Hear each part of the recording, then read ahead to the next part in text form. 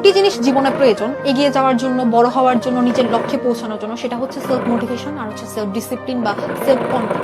অর্থাৎ আমার নিজের মধ্যে নিয়ন্ত্রণ থাকতে হবে, আত্মনিয়ন্ত্রণ থাকতে হবে। আমার নিজের মনকে যখন আমি নিয়ন্ত্রণ করতে পারবো, তখন আমার মধ্যে আমি মোটিভেশনটা খুঁজতে পারবো।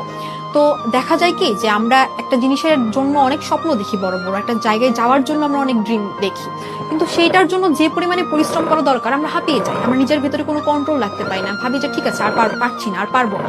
এই জিনিসটা হওয়া যাবে না।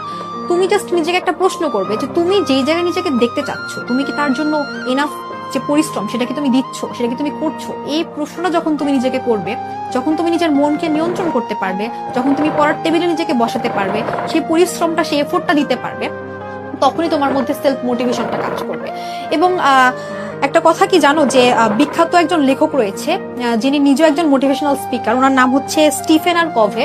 উনি নিজে একজন মোটিভেশনাল স্পিকার হয়ে একটা কথা বলেছেন যে মোটিভেশন হচ্ছে নিজের ভেতরের আগুন, এবং এই আগুনটা যদি অন্য কেউ জ্বালানোর চেষ্টা করে থাকে তাহলে সেটা খুব কমই জ্বলে, এরকম হয়েছে। তো যতক্ষণ পর্যন্ত এই আগুনকে তুমি না নিজের ভেতর থেকে উজ্জীবিত করছো, সে আগুন কখনো জ্বলবে না।